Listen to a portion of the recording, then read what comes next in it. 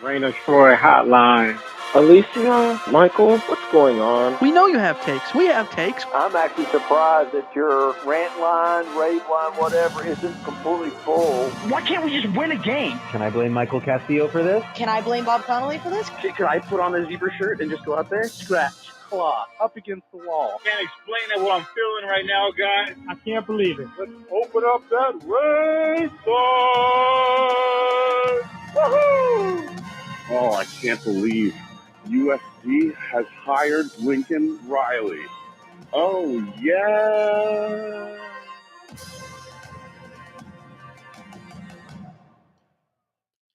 Hello, everybody. Welcome back to Rant Line Radio, episode 512, coming to you on Monday, October 16th. We're going to look back at USC's loss to Notre Dame, open up the mailbag, listen to the Rant Line, and so much more here on this episode. As always, you can follow us on Twitter at Rant of Troy, like us on Facebook, facebook.com/Rant of Troy. Be sure to subscribe to us on Apple Podcasts, TuneIn, Spotify, and of course, here live on YouTube, where we are here every Monday, Wednesday, and after every game. Our email address is rantoftroy@fansetta.com, and our phone number, 818-643-7227, Second Woodsboro Show. I'm your host, Michael Castillo, joined along with my co-hosts here in the Rant Line studio in Los Angeles, Alicia D'Artola. Hello, everybody. Hello. Welcome back. Welcome back. It is a big episode because we've got a ton of stuff. We've got a new segment to talk about, to unveil. Nothing original, but new on the show. That's fun. Yeah, I mean, we had to find a new way to frame some of the conversations that are coming out of the Notre Dame game. So yeah I'm excited. Yeah, absolutely. As always, you guys can join us here live on YouTube. Be sure to hit the subscribe button. It helps support the show. But you know what else supports the show? Join in DraftKings. Because no need for a great segue this week. We're just going right into it. DraftKings is running a new promotion that you won't want to miss. New users can place a $5 bet and instantly claim $200 in bonus bets. You'll also be rewarded with a separate no-sweat single game parlay every single day when you opt in. All you need to do is use the code Rant of Troy, and using that code, Rant of Troy, all one word, not only gets you these great bonuses, but it also directly supports this very podcast. So if you've been considering signing up for DraftKings, make sure you use the code Rant of Troy to maximize your first bets and parlays. Of course, this offer is only available to new customers who are 21 plus and physically present in legal gambling states. If you're still in Indiana, Illinois, Michigan, wherever you went over the weekend, if you're still there, you can still join DraftKings as well. Even though we know that this podcast reaches everywhere, of course, all across the country. So if you're in a legal gambling state, join DraftKings, and remember to always gamble responsibly and check the episode description for the full terms of the offer. Alicia, we got some news. Should we just get into it? Let's do it. All right.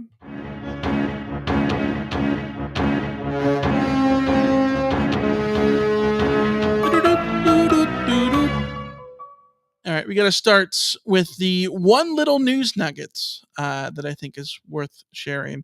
A new time for the Cal game up in a week and a half. Not this upcoming game for the Trojans, which is against Utah on Saturday night at the Coliseum, 5 p.m. But next week, USC goes up to Strawberry Canyon for the last time. USC at Cal, the final weekender.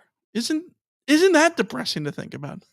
Final ever weekender. USC will go up there next week, 1 p.m. Pacific on the Pac-12 network. The last final game ever on the Pac-12 network for USC. We assume. There's no way. There is no way that the Washington, Oregon, or UCLA game will be on the Pac-12 network. Fair enough. Yes. No way. That's we thought we were done. But honestly, looking at the schedule, this is less USC's fault and more like Arizona's fault, because that Arizona-Oregon State game I do not think would be the Pac-12 After Dark game, except for Arizona now looks like a team that's made of something, of bigger stuff. So yeah, it's at least people won't complain about a late kickoff. It's 1 p.m. Yeah, 100%. The other news to get to is the polls. SC's down after their big, gigantic loss at Notre Dame. The Trojans got jiggle bagged by the Irish 48-20. And of course, they've fallen down the polls to number 18. Notre Dame is up to 15. UCLA out of the polls after their loss to Oregon State, but the Trojans still there at 18. On the schedule going forward, Oregon at 9, Washington at 5. One quick correction. And Utah at 14. One quick correction. UCLA dropped to 25, so they're not out. They're 18.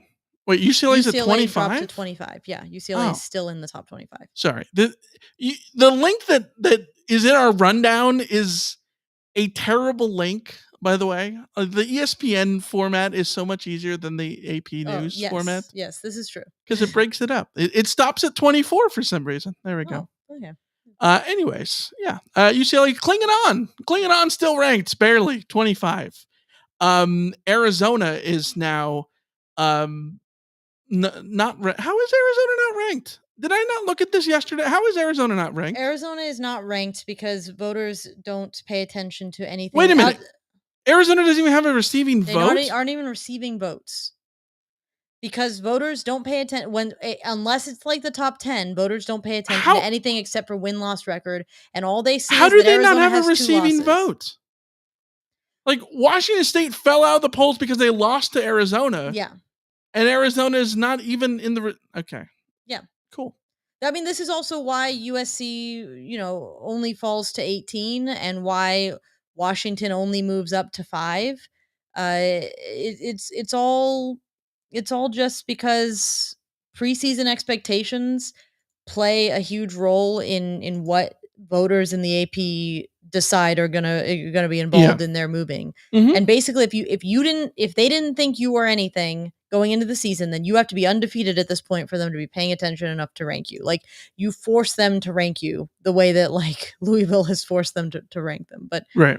Arizona being 4-3 is everyone's looking at those 3 losses and thinking like, oh, they have 3 losses, they can't be any good. Yeah. When 2 of those losses are in overtime. The other one is a 1 touchdown loss in the first start of Anyways. Yeah. This is Reign of Troy. This isn't Reign of Tucson. So let's get to talking about the Trojans, who got absolutely curb stomped in South Bend. As the chat says, manhandled in the trenches, as West Texas Mike says. Mm-hmm. Let's talk about SC and Notre Dame. It's been a couple of days to think about what's gone on. Any new thoughts? Anything has arisen in your dome? The thing that I want to say that I don't think I was able to articulate on Saturday is my frustration with some of the conversations that come out of this game, which boils down to a very simple thing. There is a huge difference between Lincoln Riley got this wrong and Lincoln Riley is a fraud. And there is a way to live in a spectrum where we're talking about things that Lincoln Riley got wrong without it having to become an indictment of Lincoln Riley is not a good head coach. Lincoln Riley needs to leave USC in order for USC to succeed, or the idea that Lincoln Riley is a fraud.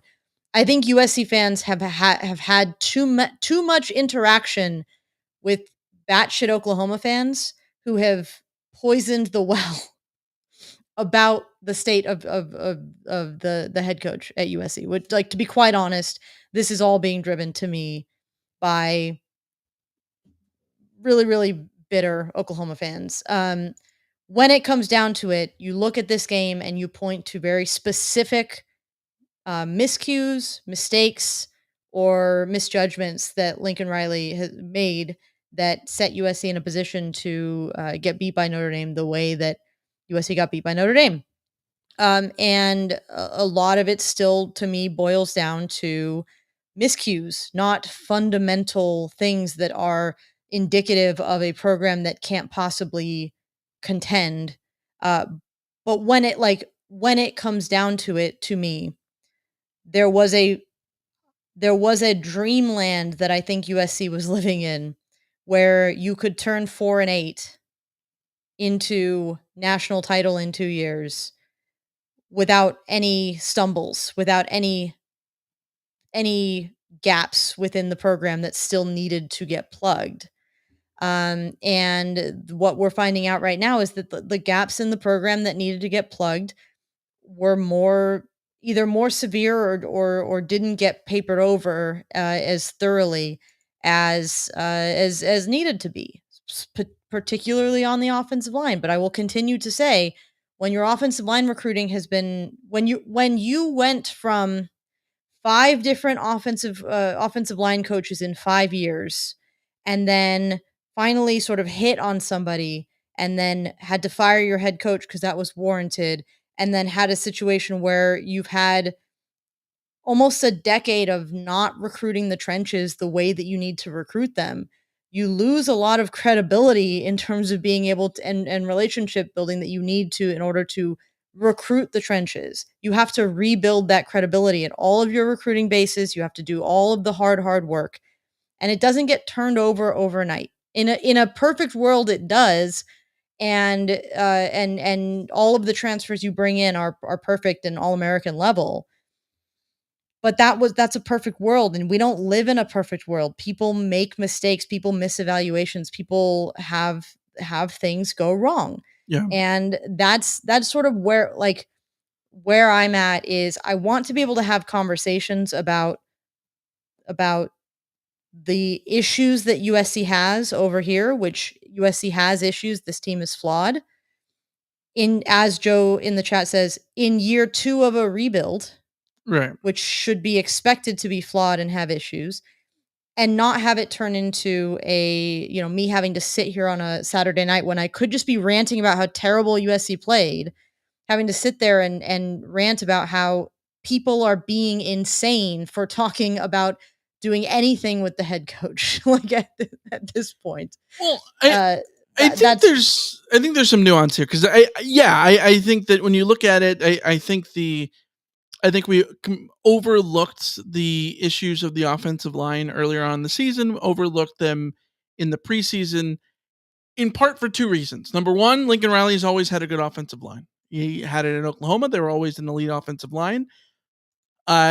Doesn't bring in Bill Bedenbaugh, but yet last year, SC's offensive line metrics were extremely good. Mm-hmm. They were extremely good in year 1, and I think that because of that, it was easy to overlook the offensive line as being a problem this year, because it was 2 straight years in which the offensive line was good at SC. The 2021 offensive line, even in a weird year in which Clay Helton got fired, that was the best part of the offensive line. Yeah.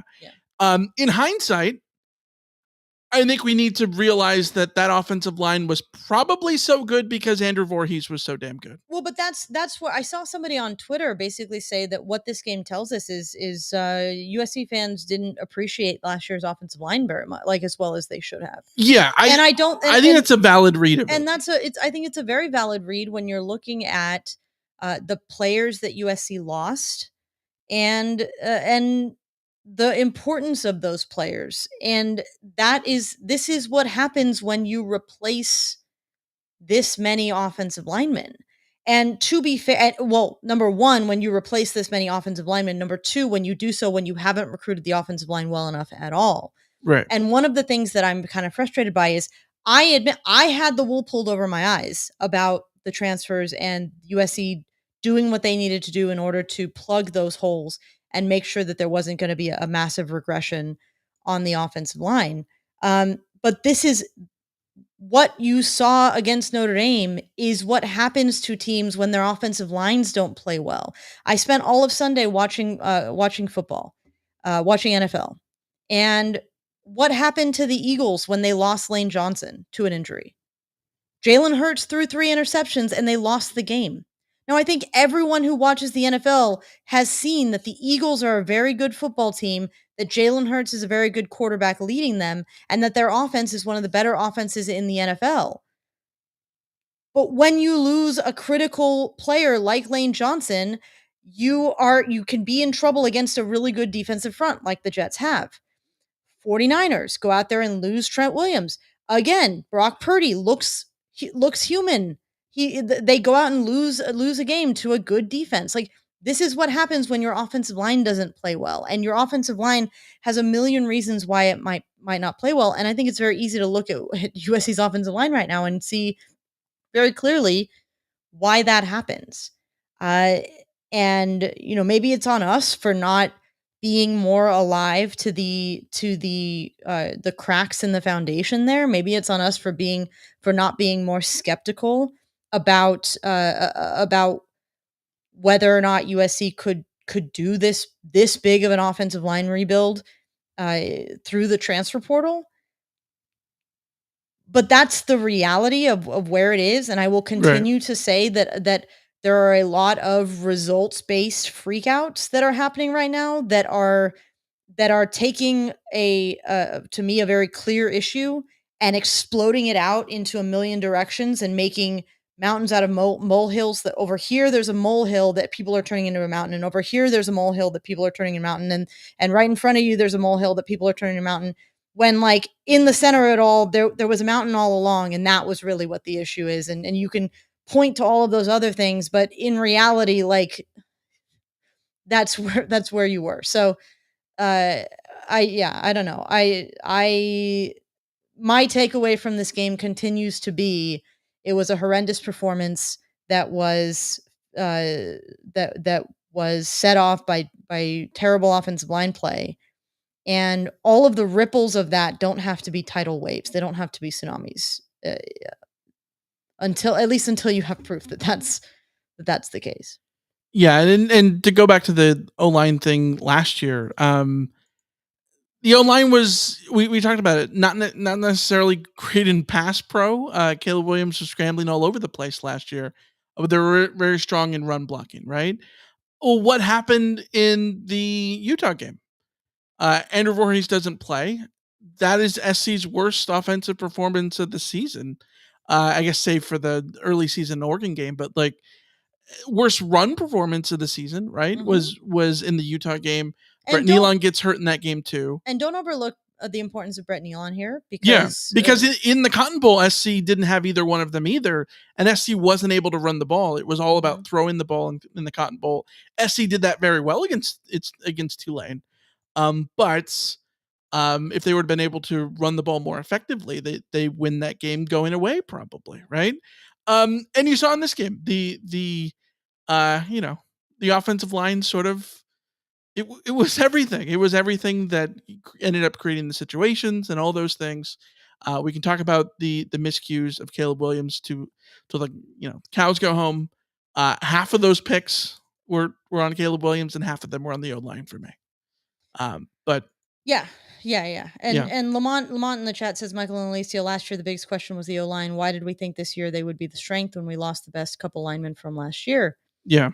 I don't know. We can check the tape. I just know that I came into this offseason saying the biggest concern for USC's offense going into 2023 was the O-line, specifically because you lost Andrew Voorhees, you lost Brett Nealon, you lost Haskins, you lost Cortland Ford, you lost a whole lot of people that were key figures on that offensive line. Like, I know we talked about the offensive line being the biggest concern. I know for me though, like I said, I think that last year's success in the offensive line, I absolutely I think convinced me that the offensive line was going to be a plug and play, especially when you looked at the history of all the other Lincoln Riley offensive lines. Absolutely.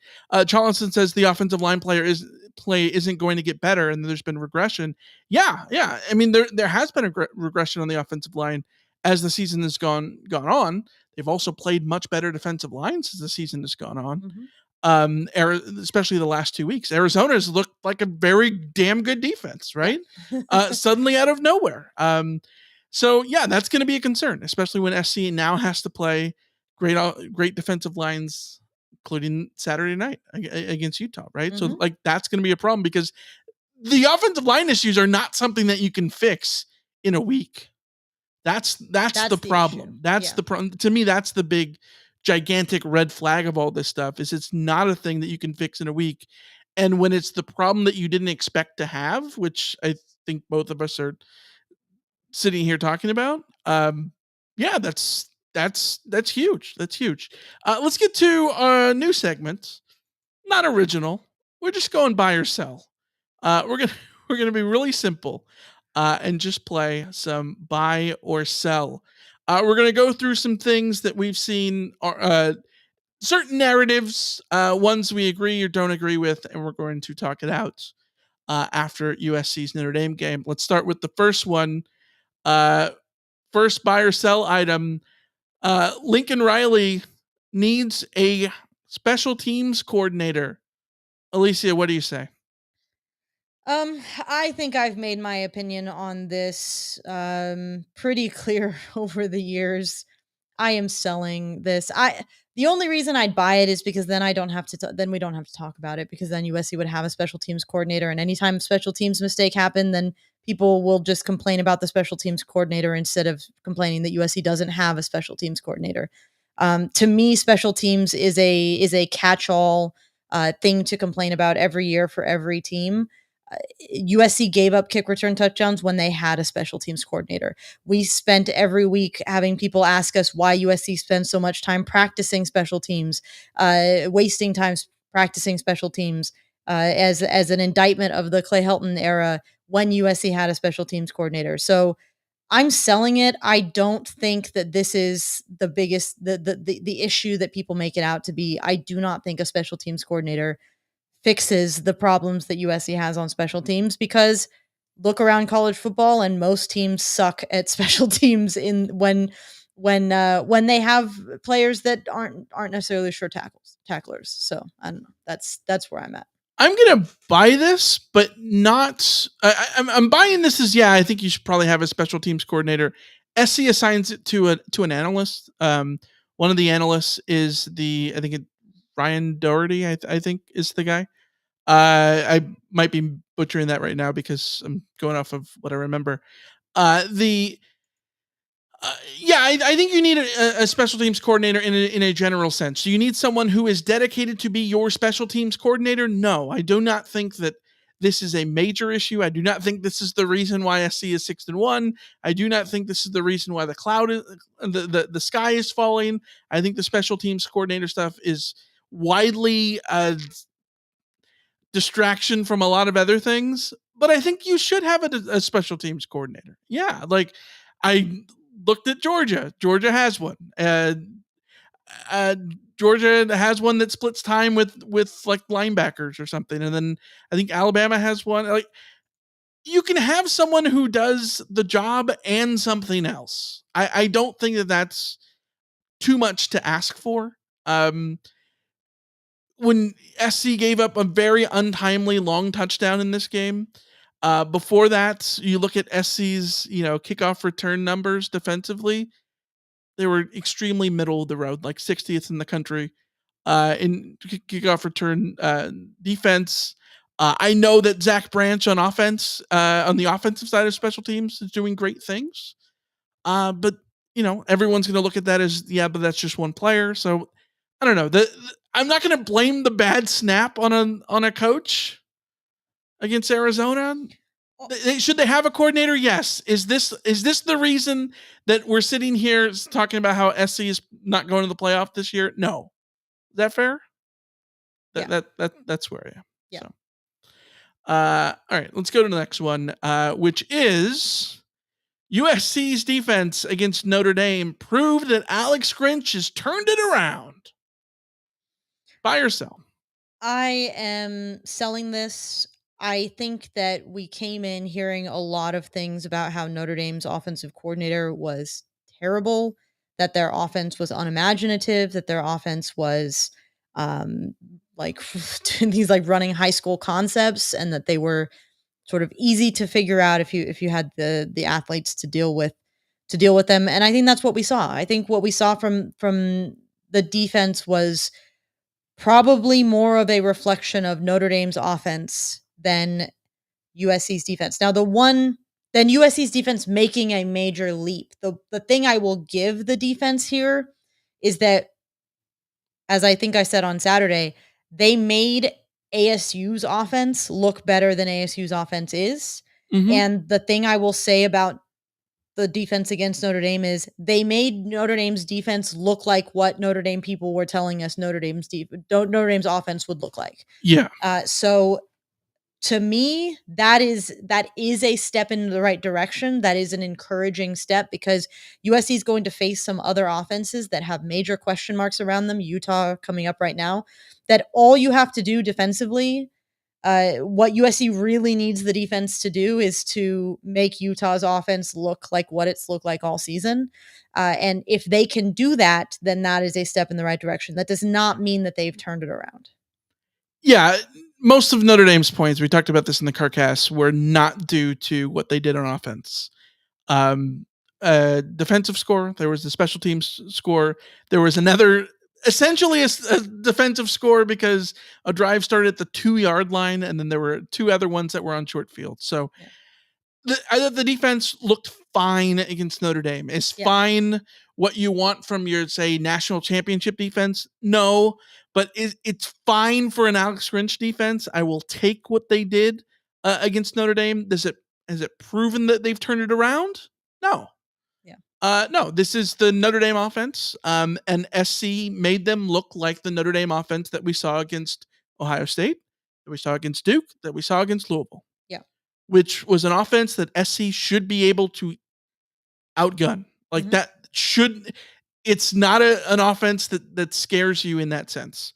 This wasn't the Notre Dame offense that we saw against Navy, which I think is a credit to SC's defense for not, looking like the second half against Colorado or NC State, because NC State, I think we talked about NC State was a little bit closer in terms of like SP plus rankings to USC's defense, and right. USC definitely didn't let Notre Dame look like what NC State looked like against them, so I'll give them that. And there was a shout in the chat about this too. I thought the tackling was much better. Much better tackling. I haven't seen any numbers that people were sharing, but like the tackling just in general it passed the eye test. The one big play that they gave up was the deep bomb over downfield, which was a single coverage on a nickel back. That is, if you're going to play defense, if you're going to play an aggressive style defense like that, maybe you shouldn't let that matchup happen. But also, that's a matchup that if you lose it, I'm not going to blame Jalen Smith, who had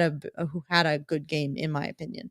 Yeah, the best tackle of the season, maybe.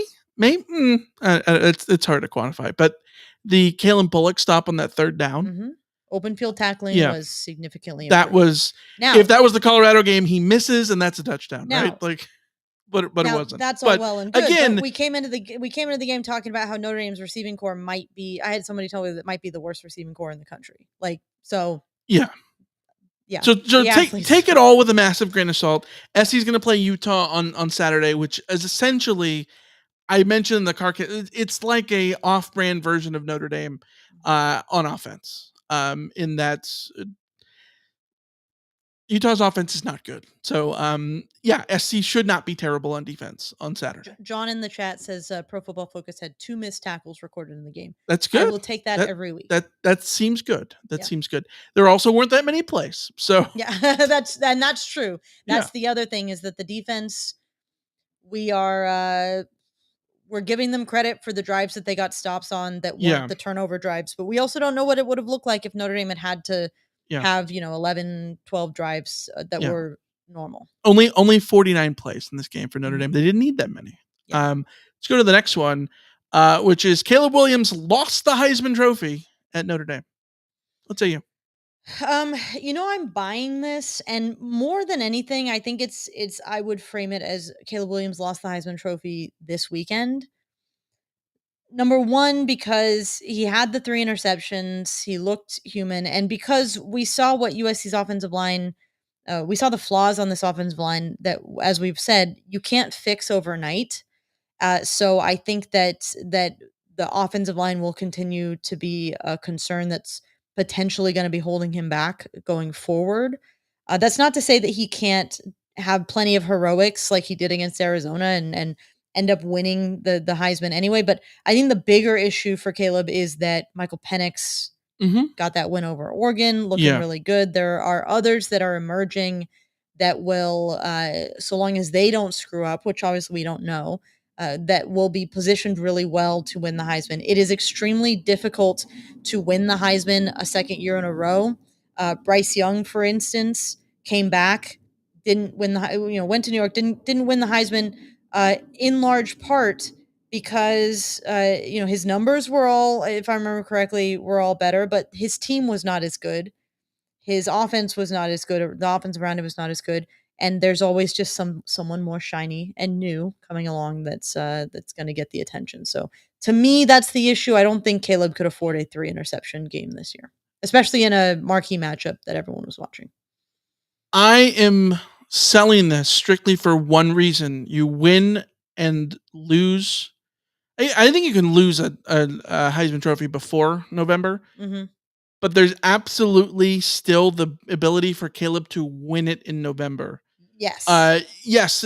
Okay. Is SC a one-man team? Is if that's what the narrative is, he can still prove that to be the case against Oregon and against Washington. If he outguns Nix and Penix, he's facing them head on. Head to head, yeah. Like those are going to be major national chances for him to come back. If the offensive line is what it is and they look like they did, against Notre Dame in those 2 games, then it won't matter, obviously. But I think there is a chance he can come back because remember, a year ago, after the Utah game, there weren't that many people talking about Caleb Williams as he wasn't the favorite until November. Yeah, that's very true. It was Hendon Hooker for a lot of the time last year, and Hendon Hooker didn't end up as a finalist, right? Things change. Things change when you get to November. My money is absolutely on Penix right now, but I don't think it's completely over. So I think that's fair. Yeah, 100%. Especially when Penix and Nix are going to be directly compared to Caleb because Caleb literally won it last year. Yes. But last little point here. We all know that the most difficult thing to do is to repeat because you're competing against yourself last year. So the interceptions, I think, are the problem there. Caleb Williams might be better in some areas than last year, but that's going to be a problem. But you're right. It comes down to November. 100%. Yeah. Let's go to buy or sell. What we saw versus Notre Dame is what Lincoln Riley's teams are. What say you? Sell. I'm selling this just because this is the opposite of what Lincoln Riley's teams are. I saw a lot of accusations that he doesn't win the big game, but at Oklahoma, he also beat Texas more years than he lost to Texas. That's the big game every year for Oklahoma. We saw him win Big 12 title games, so it wasn't like he was losing the big game there. We also don't see him lose very many games where his offense gets shut down because his quarterback throws 3 interceptions and his defense actually does okay, and then everything sort of collapses. This doesn't feel like people who are saying that are pushing an agenda that it just sounds good to them, but I don't think that's actually the case for what Lincoln Riley, when things have gone wrong for Lincoln Riley, this is not generally the way that it has usually gone. So I'm not buying it. I need to see a hell of a lot more. And even if this season collapses, it will still be not what we've seen from Lincoln Riley because his teams haven't generally collapsed even after midseason losses in October. So hey, 2020, the year that Lincoln Riley got it wrong with Spencer Rattler, they started 1-2 and then won the last 8 games of the season and won the Big 12. Yeah. So again, they haven't historically crumbled because of a loss or anything like that. So yeah, I am selling this because the mark on Lincoln Riley is the lack of defense, is the and the softness in general. Yeah, I think you can make the case that SC was soft against Notre Dame because they lost the battle on the line. Absolutely. But this wasn't like this game in which they got, the 48 points that Notre Dame scored was primarily defensive minded, right? Like it's not like SC just got gashed on defense and all these other things. And I think we have to talk about how this offensive performance was for SC, how much of an outlier it was. USC had 4.08 yards per play against Notre Dame. That was the lowest by a Lincoln Riley offense since his second game as Oklahoma's offensive coordinator back in 2015. Yeah. Which was 4 yards per play, and that was at Tennessee, a game in which Oklahoma somehow still won. The 5 turnovers, the most by a Lincoln Riley offense since he was the offensive coordinator at East Carolina. The only the second time a Lincoln Riley quarterback has thrown 3 interceptions since going to Oklahoma. That was Spencer Rattler. He did it in his second career start against Kansas State in 2020. That tells you how rare that sort of thing is. Mm-hmm. The 28-point regular season loss, the most by a Lincoln Riley team ever. Almost all of the Baylor loss in 2021, I think, was a 13-point loss.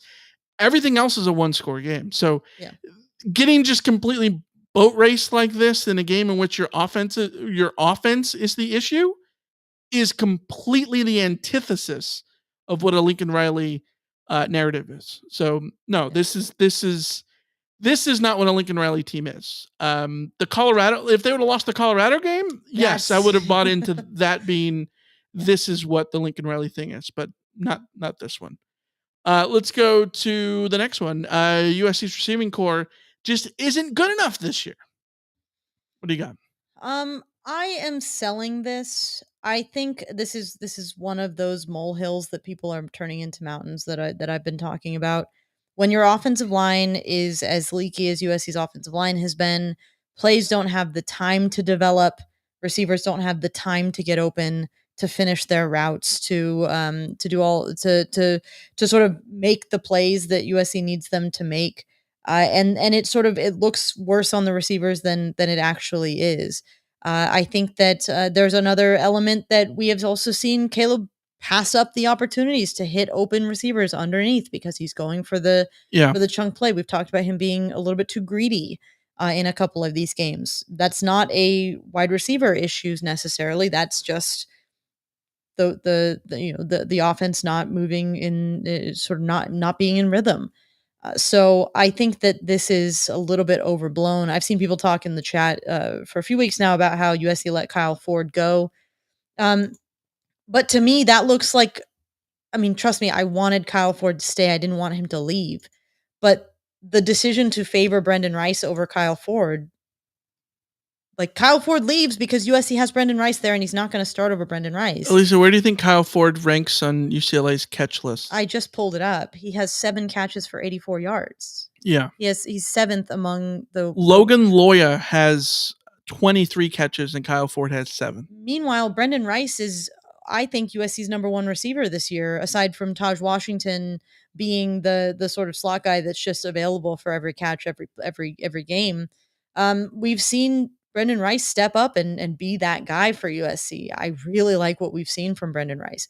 I think that there are certainly questions about Mario Williams and Dorian Singer and whether or not they are having enough of a standout impact for USC. I think those are valid questions. I think Mario Williams is a little bit too much of just being sort of popping up for a catch here and there, but not imposing his will on a game the way that you want to see a number 1 receiver be. Mm-hmm. Dorian Singer is not imposing his will on games. So I will give you those. But I don't think that the wide receiver core has been the issue. I think that the idea that they're not getting open is overblown. I think that against Notre Dame is arguably the best secondary USC is going to face all year. Maybe Oregon has an argument, but the issues in this game had a lot more to do too with when you have a good secondary that's sticking with receivers. They didn't even get the chance to go out and make plays against that secondary because the offensive line was so poor. So I don't know. I'm selling this. Yeah, I'm going to sell it, but with a giant caveat here. One of the big things I got wrong in the offseason, I think, was buying into the receiving core being as good as, say, Ohio State's. I don't think that was a crazy opinion to have at the time, given all the talent SC has at receiver, or at least that we've thought SC has at receiver and all that stuff. That said, when you're talking about like just isn't good enough this year, like this wide receiving core, I think is still plenty of the wide receiver core is not the reason why they are in the position that they are in. Is the wide receiver core is not why the offense has not looked crisp for the last 9 quarters. So that's why I'm selling it. But I do agree in this general sense of there's no Drake London in this wide receiver core, and I thought there could be a player of that sort somewhere. This is the bit the when you say that USC's wide receiver core we thought could be comparable to Ohio State's wide receiver core, to me, the difference between the two receiving cores is simply Marvin Harrison Jr. Sure. USC does not have a Jordan Addison, Marvin Harrison Jr., no question first round, top half of the first round kind of receiver talent on this team. Yeah. That doesn't mean that USC's wide receiver core is somehow letting the team down or the reason that USC's offense isn't rolling. Right. Like, Lamont says Washington has the best receiver. Washington, Arizona. Yeah. I think that there are better receiving cores in the conference. Yes. And I think that if that's what the qualifier is for not good enough, then yeah, put me down in the bye category. This is sort of like the special teams coordinator thing. In the grand scheme of things, this like isn't a top 10 problem for me. No. Yeah. With SC right now, it's not a top 10 problem. Yeah, I think that the receiving core needs to be better. Absolutely, 100%. But I think the receiving core would be better, and people would not be complaining about them. Yeah. If the offensive line wasn't giving up 11 tackles for loss and 5 sacks. Yeah, and I agree with the chat that Mario Williams, I think, is the guy that. And I'm also going to bat for Brendan Rice. I do not think he dropped that ball. He was being interfered with before that ball got there. Making that catch would have been an incredible catch. The one in the end zone. I am not docking him for that drop. Yeah, I think Rice's development over the last year has been very, very solid. Yes. Yeah. Absolutely. All right. That's going to wrap up buy or sell. It's time to get to over under. So you're going over. I'm feeling bold. Give me that over. I'll go under. I got to take an under here. I got 3 unders to take. I'm going to do an under here. All right. Let's get to the first one. Preseason, pre-week standings, by the way. I had a 20-16 record coming in. You were 17-19. First one, you said over under 191.5 Notre Dame rushing yards. I took the under on this. Which was just a whim. I got rather lucky. Notre Dame only ran 49 plays. So of all of the over-unders that were heavily impacted by Notre Dame just simply not having to run very many plays. This was the one. Yes, this was the one. Yeah. It is an under because Notre Dame only ran for $125. Yeah. If they would have had their full assessment of plays and all that stuff, they probably would have gotten pretty damn close. But only $125 for the Irish there. Next one, I said over under 4.5 tackles for loss for Notre Dame. You had no faith in your alma mater. You said under. This is because I thought they'd probably end up with something like 4. It was 11. This is because I was putting way too much stake in Caleb Williams' escapability, and this was the one game where he had 0 escapability. Yeah. 11. Yikes. Yeah, by the way, SC only had 1. SC was averaging over 9 per game, only had 1. Let's go to the next one. Yards per carry for the Trojans. 4.5, you said over under 4.5. I took the over on this, and that's a regrettable one. You get locked into the under and you win it. This was brutal. This was brutal. USC's yards per carry 2.78. I will say, if you take out the sacks, which we didn't do, if you take out the sacks, SC's sack adjusted yards per carry is 4.71, which would have been over this. But let's be real, that does not matter. Marshawn Lloyd and Austin Jones combined 73 yards on 19 carries with a touchdown, a yards per carry average of 3.84. That is not good enough. Mm-hmm. That also includes a 31-yard touchdown run from Marshawn Lloyd on the speed option flip that he got from Caleb Williams. If you take that out, Lloyd and Austin Jones on the 18 other carries average 2.3 yards per carry. Not good. Well, again, okay, this is a really good example of are USC's running backs doing enough? Or are they? I don't think they were given the opportunity to do enough. Are USC's running backs doing enough, or is the offensive line being again? Skill position players often are. It's you have to try and cut through the BS about how much the overall impact of the offense is playing a role. And when your offensive line is getting worked the way that USC's offensive line was getting worked, I don't know what you want your running backs to do, and I don't know what you want your wide receivers to do. That's sort of where I'm at. Yeah, and then the other side of this is, they didn't get the opportunity to do well there, and this was the difference. The reason I set this over under is because last year the thing that stood out about this matchup with Notre Dame was USC went out there and ran the ball down Notre Dame's throat, and that was what set the tone in that game. They were not capable of doing it. Wasn't a lack of trying to run the ball in this game. One of the gripes against Lincoln Riley is that he doesn't run the ball enough. If anything, you could say he ran the ball too much in this game. They tried to establish the run like they did last year, and it did not work. They tried and they tried and they tried, even in 2-minute situations, which is questionable. Yeah. Did not work. Had no push up front at all.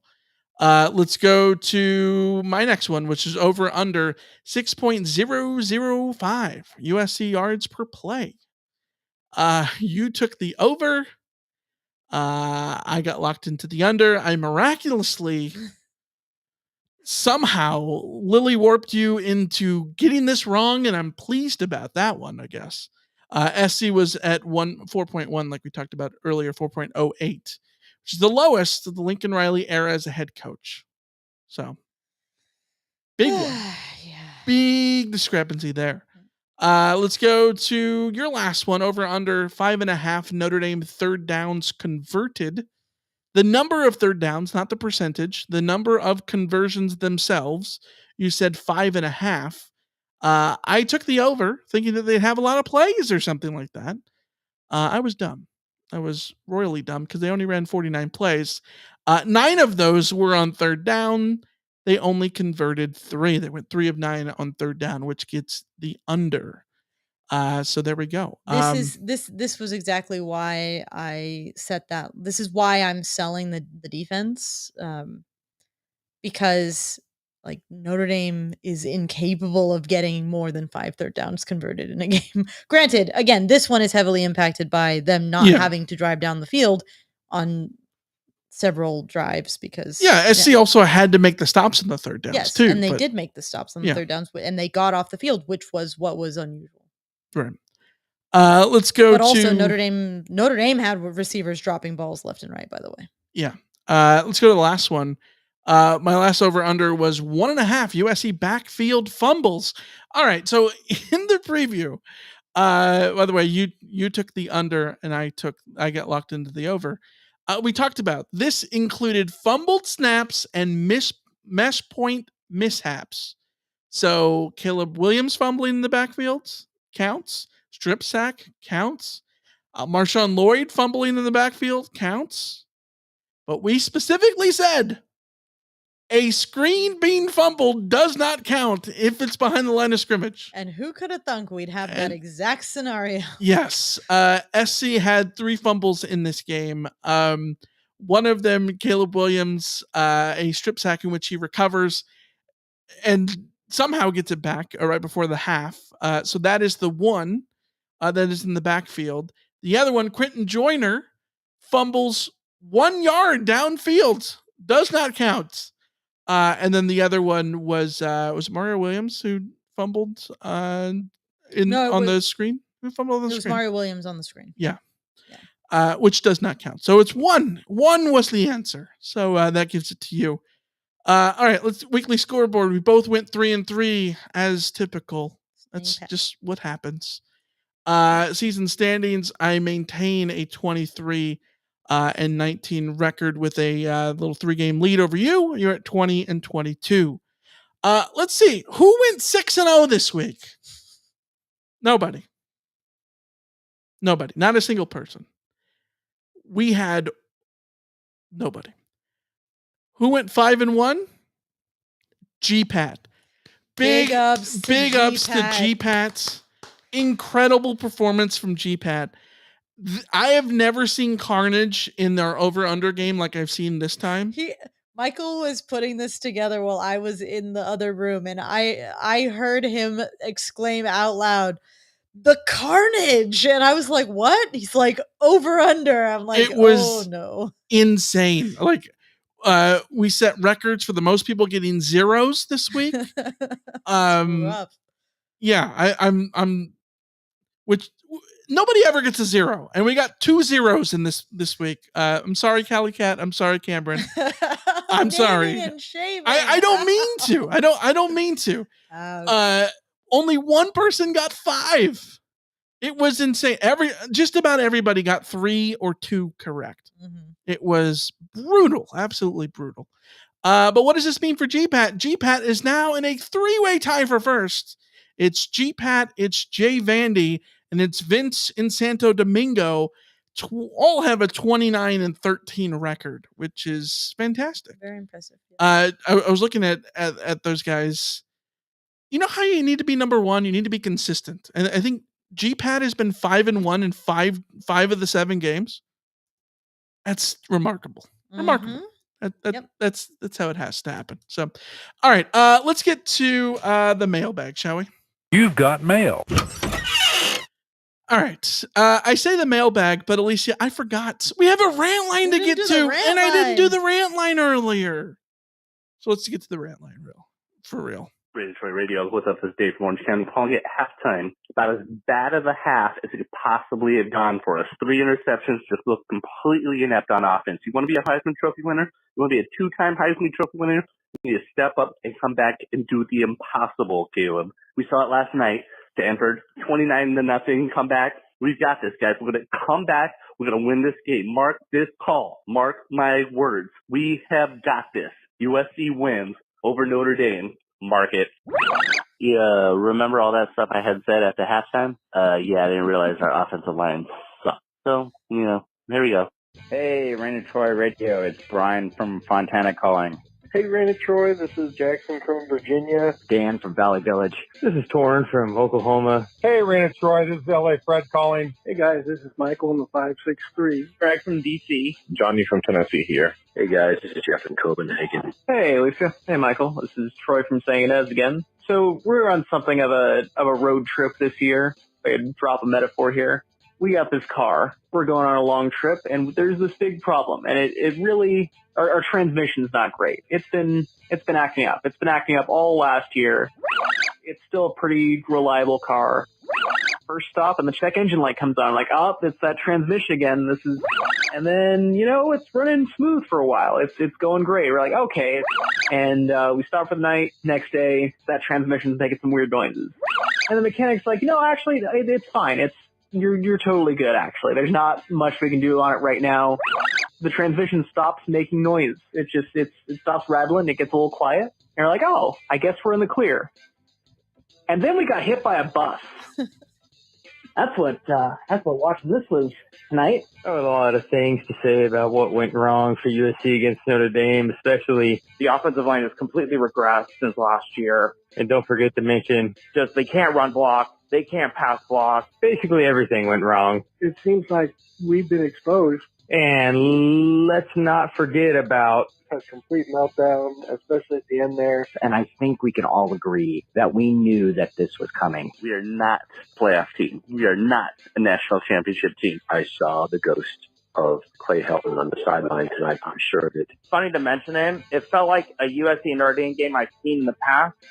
It's called 2017. Well, after watching that debacle on Saturday night and then listening through the post-game CarCast, I thought I had gone through my 5 stages of grief. Then I went to sleep, woke up Sunday, and started thinking about it some more. And after receiving no less than 5 text messages, I started to come to the realization that I'm not ready to accept losing to the damn Leprechauns, nor will I ever be ready to accept that. There's only 2 words that can best sum up my emotions and feelings after watching that game Saturday night. This sucks! I hope they left Alice Grinch back at the airport in Notre Dame like we did Lane Kiffin some time ago. We can't blame the defense. I can't put any blame on the defense when they only give up 250 yards total offense. It's very funny. I didn't think I would see the day that the special teams and the offense specifically, letting down the defense. The offense was a hot mess. The run game was never established. Caleb Williams had the worst game of his career. So very surprised Caleb Williams played so poorly. Those 3 interceptions were killer. Obviously, the teams have now found the blueprint to USC's offense. The team has some work to do, especially on that offensive line. They just got blown out. I hope we just learn the lessons that we need to and find out how to right the ship. As soon as we played a real hard team, apparently we just pulled a cheap suit. It's going to be a rough road moving forward. We got to figure out how to turn this crushed, crumpled sports car that we just wrapped around a telephone pole and get it back on the road again in time for Utah. Because I swear to God, if we lose to Utah again, I'm and I'll probably be accused of a sunshine pumper, but there's still lots to play for. Let's get things fixed. Looking forward to next week, I guess. Have a good week. Let's get on and beat the Utes. Let's beat the Utes, please. Go Trojans. Fight on, everybody. Fight on. Fight on. Fight on. Fight on. Yeah. Bye-bye. Have a good one. Bye. There we go. At least people were fired up. Yep. Yeah, I felt that. The one that got me the most is the transmission is bad. And then we got hit by a bus. That's just perfect analogy. I know that was a long call that you had to cut down a bit there and fast forward through, but perfect analogy. We all were worrying about that transmission, not keeping our eyes on the road and not seeing the classic hit by a bus thing. Yeah, just out of nowhere, just takes you out. We got a chat message from Lamont. I would have called the Rant Line the past couple of weeks, but the calls would have had to been bleeped too much and would not have made any sense. So I decided not to call. That's one reason not to call. Absolutely. There was a good reason to say words that would need to be bleeped after that game. Yeah, 100%. We got a bunch of voicemails to get to. So let's start there. Let's go with a voicemail we got from we're starting with Thomas. A big, huge Trojan thank you to Alicia. Just listened to last night's podcast, the CarCast after the Notre Dame game. Finally, someone with some logic. Trojan fans for 5 years bitching and moaning about Clay Helton. Then we got without doubt, one of the top 5 college coaches around. He has now gone 17-4 in a season and a half. 17-4 after a 4-8 season, and we have idiots online calling in saying that we need to replace Lincoln Riley. Who are we getting? Lincoln Riley has been to the college football playoffs twice. Who out there are we getting that's better than Lincoln Riley? And by the way, what has Lincoln Riley done to be dismissed? He's 17-4, a year and a half into his tenure. And I'm not all Trojan fans are like this. It's just a handful. It's just a handful out there. But you idiots need to calm down. Everybody's an expert online. Everyone's an expert calling these shows. We're 17-4. Guess what? We may not win the national championship this year. We may not win it next year. Can we not enjoy a football season without everybody constantly saying that someone needs to be fired. Anyway, Alicia, thank you so very much. Love the show. Michael, you're pretty good also. I don't want you getting upset. Thomas from Malibu, fight on. Thank you, Thomas. Thank you for the kind words. And yes, I couldn't agree more. I could not agree more. I think it is absolute insanity to be sitting here and talking about Lincoln Riley as though he hasn't won 10, 11 games every season that he's been a head coach. I think it's absolutely insane to be talking about this team just a season removed. You know, it was 2 years ago that USC was 4-8 and had to fire their head coach mid-season. After 6 years of sort of general like mediocrity to the after the highs of 2016. I think it's absolutely insane. I think it's kind of an unhinged. If you have concerns about the remainder of the season, that is perfectly valid. I have concerns about the remainder of this season. Yeah. I think it's valid to have concerns going forward. I think it's very valid to have concerns about USC's recruiting right now and concerns in general going forward in terms of USC being able to make it to national championship level. Yeah. But 99, if your team is not Georgia, then you have concerns about your team being able to win a national title going forward. So I just think I think it's wild. I think it's also worth remembering that, Lincoln Riley has lost a game in October many, many times in his coaching career. And the second half of his seasons have generally been fine, to good, to great. This season, the schedule is extremely difficult. So if USC stumbles down the road, I will not be surprised necessarily because very, very few head coaches have to beat 2 top 10 teams in back-to-back weeks, the way that USC has to do that with Washington and Oregon, and 5 ranked teams in 4 ranked teams in 5 weeks. Well, it's going to be 5 ranked teams in 6 weeks. The road is extremely difficult, but to act like Lincoln Riley is just going to collapse and that USC is going to basically fall over and die is pretty wild, especially when people are comparing this loss to 2017. Well, what did 2017 go out? They just went out and won the Pac-12. USC's last Pac-12 victory, the only time that USC has won the Pac-12 since Clay Helton left. And that's the game that everyone's comparing this to. So yeah, 2017 when, as Jamie said, SC lost to Alex Grinch and Washington State's defense. Yeah. But as Jamie in the chat says, if USC had Georgia's schedule, we'd be having a different conversation right now. And if Georgia had USC's schedule, they would be having a different conversation right now. Yeah. Yeah, I would agree with that. Same thing. We'll just move on to Matthew's call. Michael's call. Hey guys, this is Michael in the 563 responding to the CarCast. As you know, I have to follow the accounts of the game based on the radio description since I obviously can't see what's going on. And they didn't mention the problems with the front line or the offensive line. So my perception was based on the idea that the offense is exposed because the receivers are no longer getting free space to be open and, things moving along as they usually did. I agree. It's not the end of the world, but it sort of kind of feels like it only because if the offensive line has these kind of problems this week, what's to say it won't happen the next few weeks? I didn't hear any sort of and I haven't gone all the way through your podcast, but I have yet to see any kind of a description as to what can fix the problem. I mean, you've got the personnel that you've got, and you can't add people or trade with other teams or any of that sort of stuff. So they are who they are.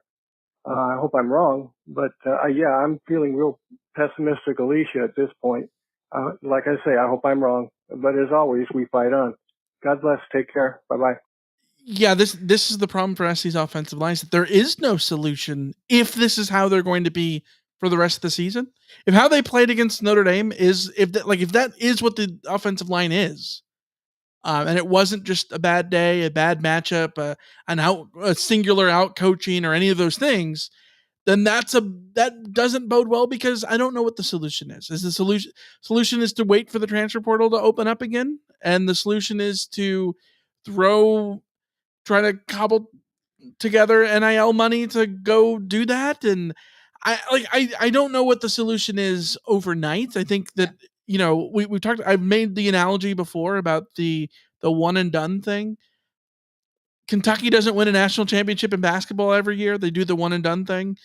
Sometimes Kentucky can, Calipari can put together a lineup that is incredible. And sometimes it just doesn't work.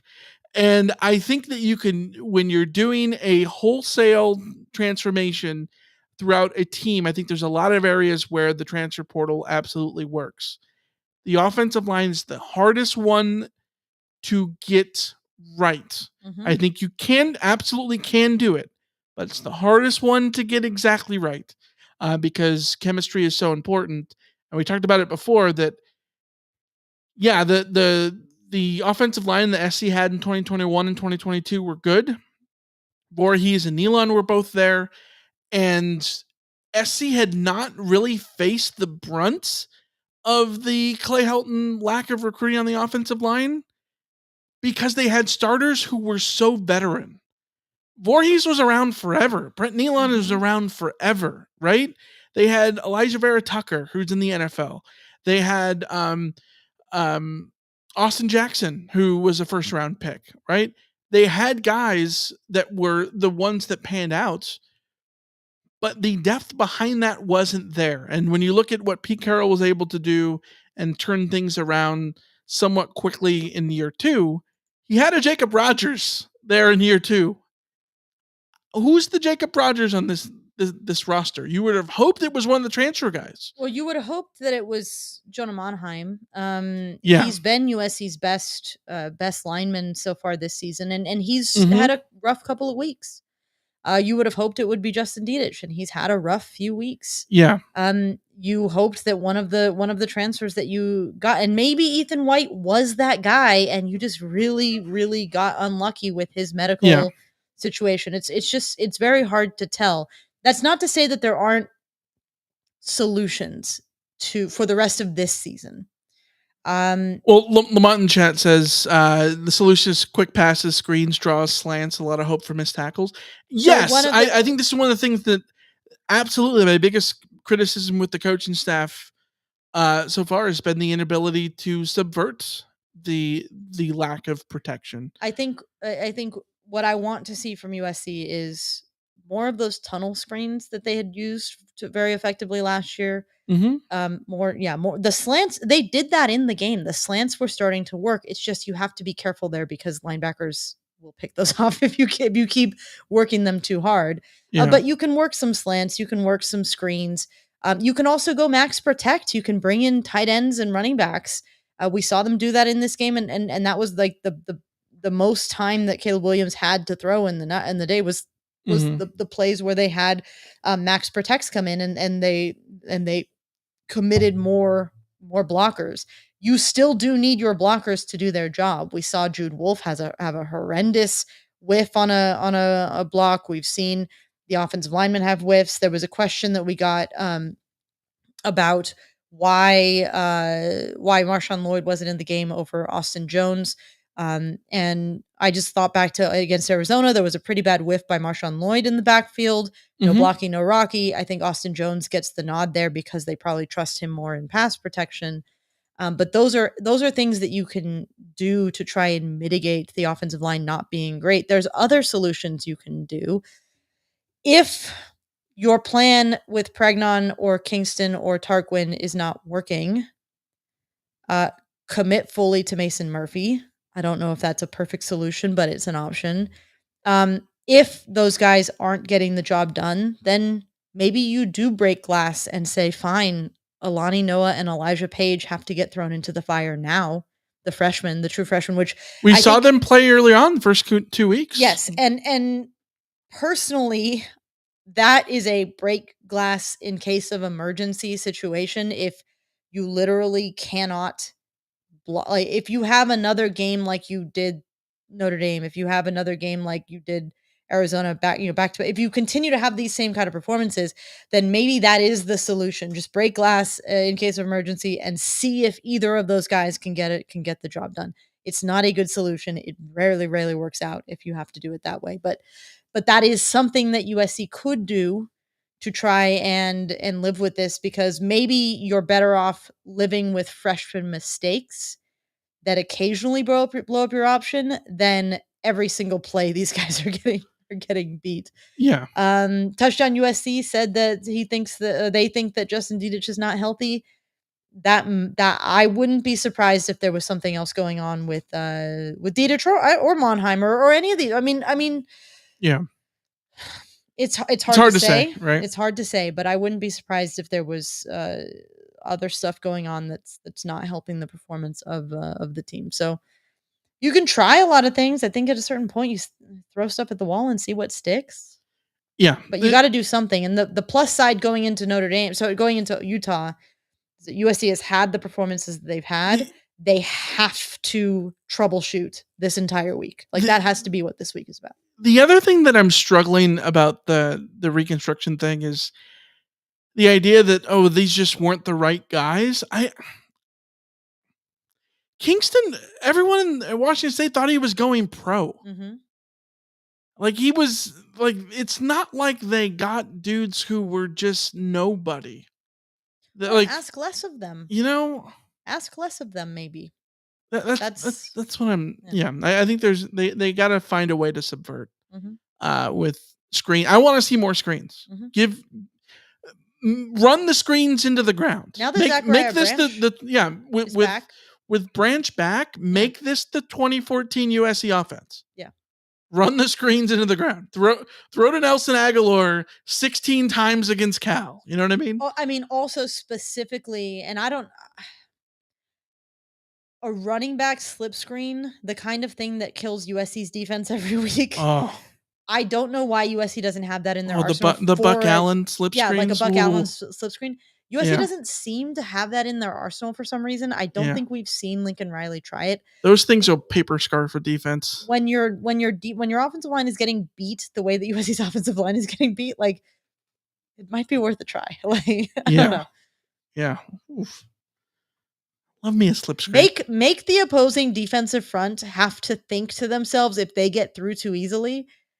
Make them have to take a split second to think. Did I get through too easily because they wanted beat? Yeah, but this also I think is the problem of the lack of ability to run block.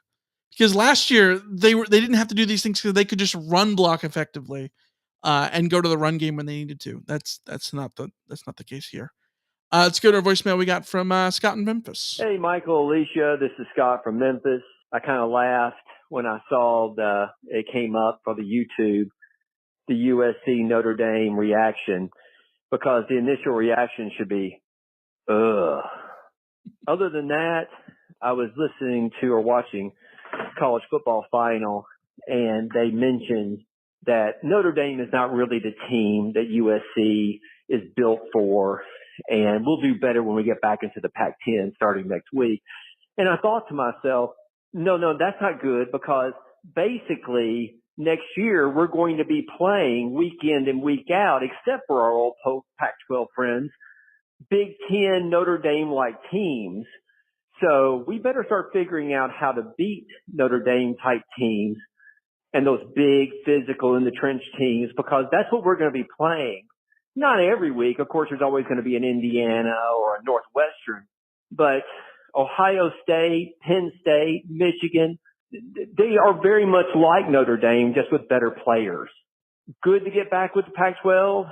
Utah is almost like a Big Ten team, so I see more trouble, except that it's in the Coliseum. So fight on, but initial reaction, take care. Thanks for the call, Scott. This is an interesting one because I think that this is a conversation that I've been wanting to have, is talking about the Big Ten and the things going for, and the opponents that SD needs to get ready for, and all those things. Where do you stand on? Is the Notre Dame a foreshadowing of what's to come in the Big Ten for you? Because I've got strong thoughts on this. No, I think it's a disrespect to the Pac-12 to act like the Pac-12 doesn't have good defensive lines or good defenses. That's a disrespect to the Pac-12. That's a misread of the Pac-12. USC has played teams that have good defenses and have good defensive lines in the Pac-12. The Big Ten might play a different style of football, but I don't think that Notre Dame is necessarily like aspiring to be the kind of team that like you're looking at with Ohio State or Michigan or like Purdue or Rutgers or Wisconsin or Nebraska. All of those, I mean, all of those are also all of those offenses are all transitioning to be higher powered offenses too. Like I just think it's a oversimplification of what the actuality of the different conference styles are. So yeah, I do not buy the I think that it's worrisome when Scott mentions Penn State, Michigan, Ohio State. Yes, I think that they are in the line of a basic construction of what Notre Dame is like, and yes, you need to be worrisome of what those lines are. The flip side of it is anyone who thinks that Oregon is soft hasn't been watching Pac-12 football for the last 5-6 years. That's all I'm saying. Oregon has had some of the best offensive lines in the country for years, right? And defensive lines. I think the problem in the Big Ten is not that they play great defense, it's that they don't play offense. They don't play an offense that is truly transcendent when you go to the bottom tier of the conference. Your Indianas, your Purdue's, your Northwesterns are playing a completely different sport than what the Pac-12 has. The thing about the Pac-12 is, we've talked about it before, even the bad teams, for the most part, can chuck it all over the field and can do all the, look at Stanford the other night. I think Stanford is a terrible football team. And look at the performance they were able to get out of that receiver, Air Manor or whatever his name is, that I'm probably butchering right now. Like, I don't know that those guys exist at Illinois. You know what I mean? And so, yes, those games I think are absolutely defensively minded, and SC needs to find a way to not get beat in the trenches to Michigan and Penn State and Ohio State, but you're not facing all three of them in the same season. And SC's already had to deal with that against Oregon, against Washington. USC has had to play Stanford and Cal every year, both teams that have more of that identity defensively. At least when both of those teams were sort of decent, good, whatever. They've had to play Oregon and Washington, both who are capable of doing that. Yeah. I just think and Utah.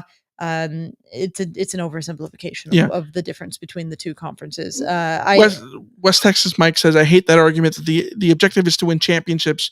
Georgia, Alabama, Michigan, or whoever. USC doesn't need to winterize to beat Big Ten teams.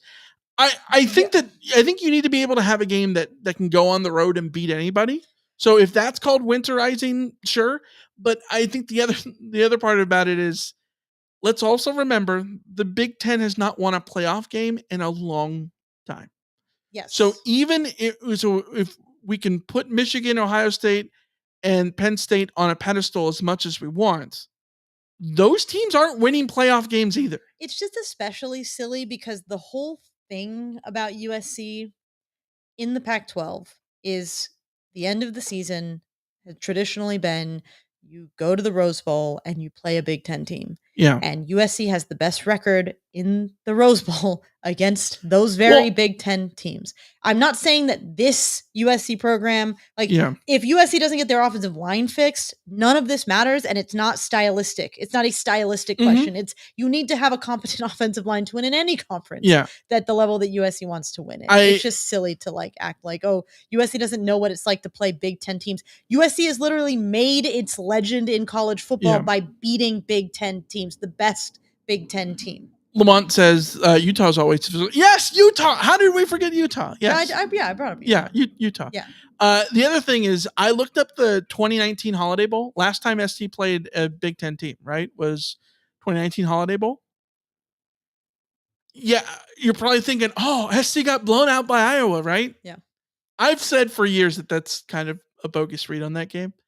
I looked it up. When Keaton Slovis was in the game, he got hurt in the third quarter. When he was in the game, SC averaged 7.58 yards per play against an Iowa defense.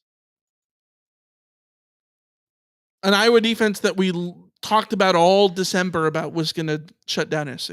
Yes. So again, it comes down to the Big Ten will only be a massive problem for USC if USC's roster development is not good. Yeah. Which the Pac-12 has been a problem for USC because USC's roster development hasn't been good enough. Yeah. So, yeah.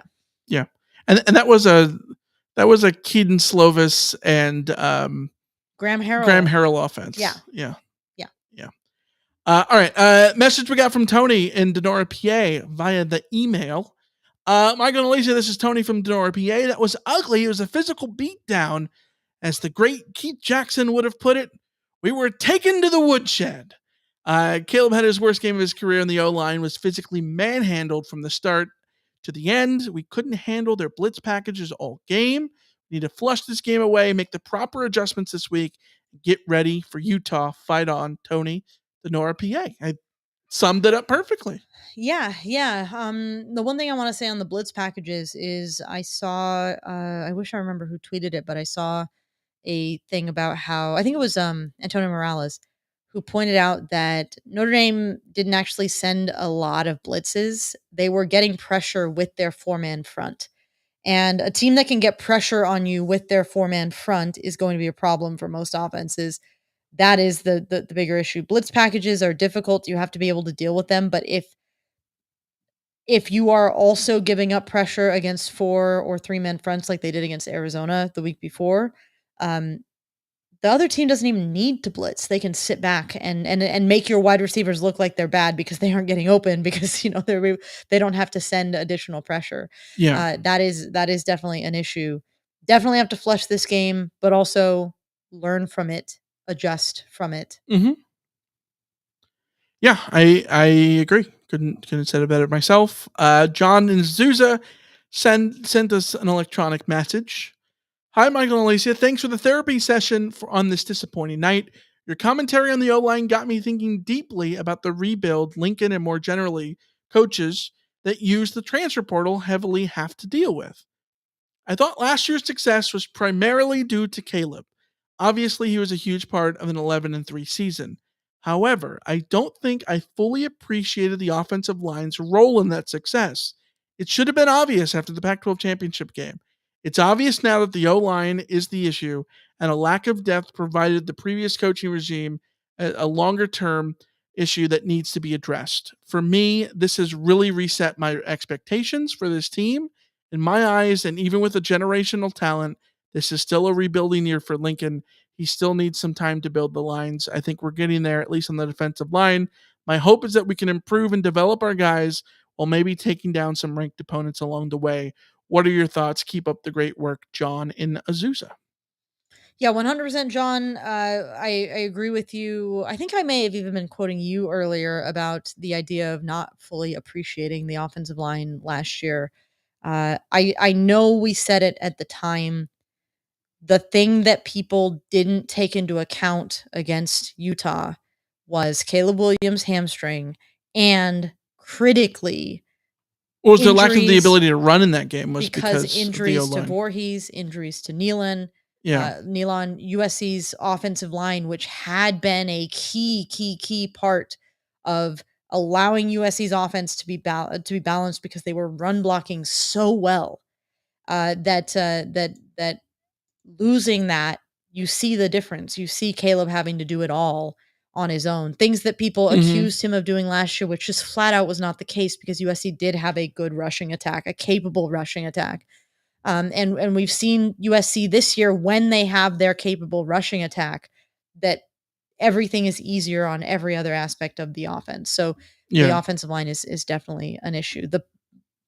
The worry for next year is that USC did a lot of offensive line recruiting this past year, but those dudes now have to be ready to go because Tarquin and Jarrett are both graduating.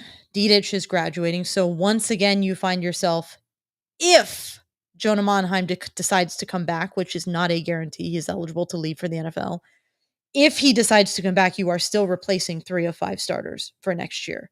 Yeah. And you need guys like Alani Noah, Elijah Page, Micah Benuelos, and several others. You need Gino Quinones to choose to come back as well. I think that is more of an expectation. Cooper Lovelace, all of them, they need to step up and be ready to start. Or it's going to be a long season for USC if they don't get those right. Yeah, absolutely. Let's go to a message we got from Mike. Hi, Alicia and Michael. Been listening to you the last couple of years, and I really like your show. This is my first time writing in, so here it goes. How does our 5-man O-line protect Caleb against a 5-man or 6-man rush? This is what both Arizona and Notre Dame did in those 2 games, and we had no answer. They aren't just rushing 3 dudes. Seems like a 5 or 6-man blitz on every single play. This seems to be what other teams and defensive coordinators have just figured out in terms of how to stymie our offense. Caleb under pressure isn't as good as Caleb with time to look around. Also, he seems to be less confident in scrambling out of the pocket, or is this that his men downfield aren't as open versus last year when he made all those Heisman plays? With bigger, bulkier dudes on the opposing team's defensive lines, shouldn't Marshawn Lloyd, who is physically bigger and bulkier, be in there more than Austin Jones? Seems like against Notre Dame, Jones had more snaps. Regardless, both of them need to be better at blocking and creating running lanes that they need for the yards. Could USC add a tight end component to the offense, and would this help? Keep up the great work and fight on. Mike Risen. P.S. My son Matt is in the Trojan Marching Band. Hey, That's awesome. Shout out to Matt. Shout out to the Trojan Marching Band. Big fans. Thank you for the email. I definitely was also quoting this email earlier about Austin Jones and Marshawn Lloyd. Mm-hmm. Yeah, I think that USC needs to mitigate their issues up front. Like we said earlier, bringing in a tight end is definitely a help. Having your running back stay in to pass protect is definitely a help. Calling plays that force the defensive front to have to think about whether or not they can go full bore at the quarterback is definitely something you need to be doing. But like I said, I wish it was just all out blitzes. Most quarterbacks are worse under pressure, for the record. Just flat out, most quarterbacks are worse when they're under pressure. I brought up Jalen Hurts. We've seen this from Patrick Mahomes in the Super Bowl against the Buccaneers a couple of years ago when their offensive line couldn't protect him. He's the best quarterback on the planet, but when there's men in your face, it's very difficult to execute. And if it was just the opposing team doing all out blitzes, it would be a lot easier to deal with that because there are very specific things that you can do to mitigate that. When you are getting beat and they are not setting blitzes, that is when you are truly effed. And that's what happened to USC in the last 2 weeks. It's SC's got to find a way. Absolutely got to find a way to do those things. In terms of the Lloyd versus Jones thing, I was sort of shocked, to be honest, that Jones got so much run. Mostly because we saw last year that Lincoln's offense had sort of gone to a one backfield rotation, one guy in the backfield for the most part. And we had seen early on this year, as the year had progressed, that was the case. Marshawn Lloyd was the number 1 running back, and there was a huge gap to number 2. That has kind of changed the last couple weeks. Do you think that maybe, I don't know, this just popped in my head, Austin Jones had a lot of success against Notre Dame last year because Travis Dye was not available? Like maybe it was he had it last year.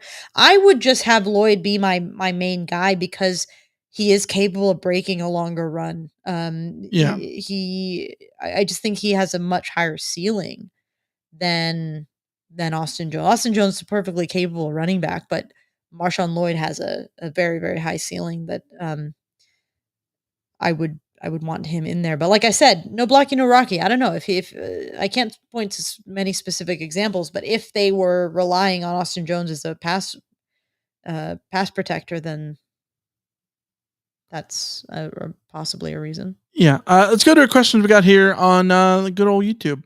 Lamont says, don't you think a 3-4 defense with 10-90-51 beating Muhammad, Bear Alexander, and Solomon Byrd? 4 linebackers, then you can still have the 4 DBs to play a semi-dime look. This would be better and put tacklers, and you could still have the blitz and sub freely. Who are those 4 linebackers? Yeah, 4. See, this is the interesting thing.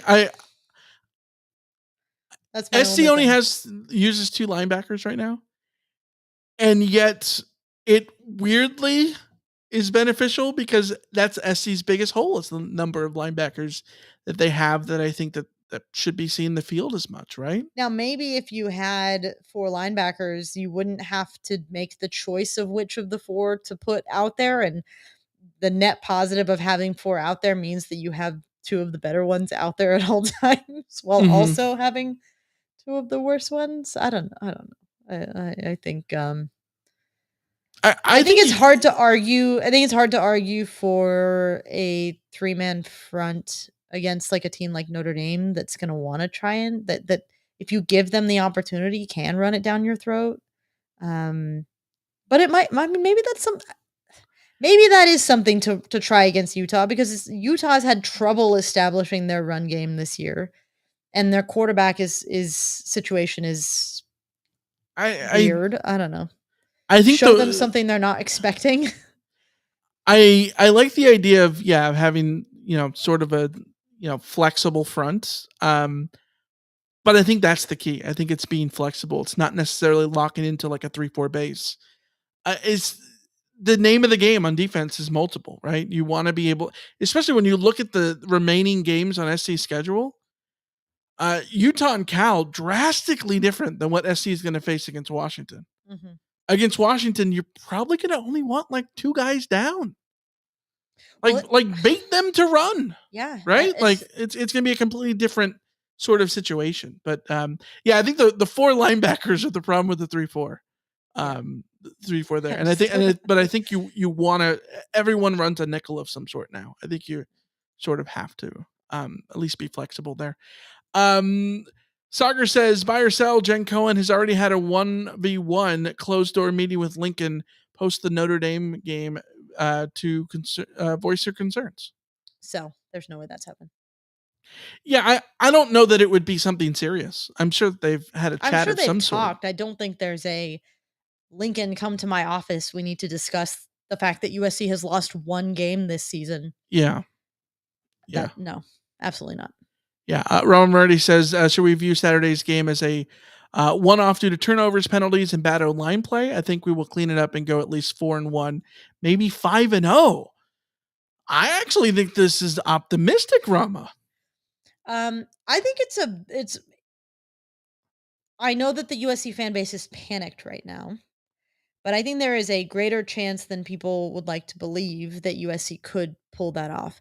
The reason that I'm not, like, if we're going to do buy or sell, the reason I would sell the idea that this is just a one-off, aside from, like, I think the 3 interceptions thing is a one-off. That's just its own thing. The rest of it doesn't feel like a one-off to me simply because Arizona and a 3-man front, a different kind of defense, had USC's offensive line's number. And then they go against a totally different kind of offense, a totally different kind of defense that Notre Dame runs. And their 4-man front also has USC's offensive line's number. And both of them are having success when they're blitzing and when they're not blitzing. And both of them are causing havoc in the backfield. That is a worry, and that is a sign that this might not be a one-off in terms of USC's offensive line being able to provide a solid foundation upon which Caleb Williams and the rest of the offense can work. Yeah. HR Pickensoff says Caleb still hasn't won a big game. He's 0-4. I think that's straight up 2 losses to Utah, Tulane, and now Notre Dame. Straight up inaccurate. If you are putting the Tulane loss on Caleb I Williams, wouldn't put the first Utah loss on him. I wouldn't put the first Utah loss on Caleb Williams. First Utah loss, first of all, Utah and Tulane, he threw 5 touchdowns apiece I don't know in either what one of those more games. you want from your quarterback. I don't know. You cannot hold a quarterback to the standard of if you don't score 50 points, then the loss is on you. I do not think that's the case. Yeah. This is the first loss that is on Caleb Williams in a fair sense, because even the second Utah loss, it's on Caleb Williams in the sense that Caleb Williams on one leg was not super effective. Yeah. But there were so many mitigating circumstances that I'm not even Also, putting that on him. Caleb on one leg with the 2 offensive line injuries. And then USC still had a chance in that game. It was absurd. Yeah. I'm not buying that. That's silly. Yeah, I think it's fair to say that Caleb has had his bad games. Oregon State last year, and he's had 2 in a row, Arizona and Notre Dame this year. And he had a couple of bad games in his first season at Oklahoma. Yeah, I think it's fair to say. But when it comes to the big games, he had like the most yards ever put on UCLA in a rivalry game last year. Beating UCLA and Notre Dame last year was not, those weren't like, he won the Heisman because what he did in big moments last year. Yeah. So I don't think it's a lack of him playing up in big moments. Last question, West Texas Mike, can we harass the Trojan Marching Band to play Levels by Avicii as the fourth quarter song after William Tell and the DJ plays YMCA, which I think is lame. I'm not opposed. I think William Tell has to be like William Tell is too historic. Is for like as Traveler comes out to light the torch, like that's you can't put Levels over that. You can go to Levels after that. You put Levels after that for sure, but no, plus it's a tribute to Avicii. Yes, I do love it. He died. Rip. Yeah. That's why it's a tribute. Yes, I got that. Okay. Okay, I think YMCA is a corny song with the exception of one use. I love it at Wrigley. It's great at Wrigley for a pitching change song. Okay. That's and Hit the Road Jack is even better, obviously. But that and Hit the Road Jack are the 2 pitching change songs at Wrigley. And it's great. In the middle of the top of the 8th, couple guys on, pitching change, and then YMCA comes on. Yeah, you're feeling it. The Coliseum, yeah, I could do without it. So I agree. I'm buying. All right. Glenn says I'm just happy just leaving for the F1 race, and it gets me from all the ND putts here in Indiana. Well, there you go. So enjoy Austin. We will be back Wednesday to look at USC and Utah, Lock and Horns Saturday night. So until then, we will see ya. See ya. See ya.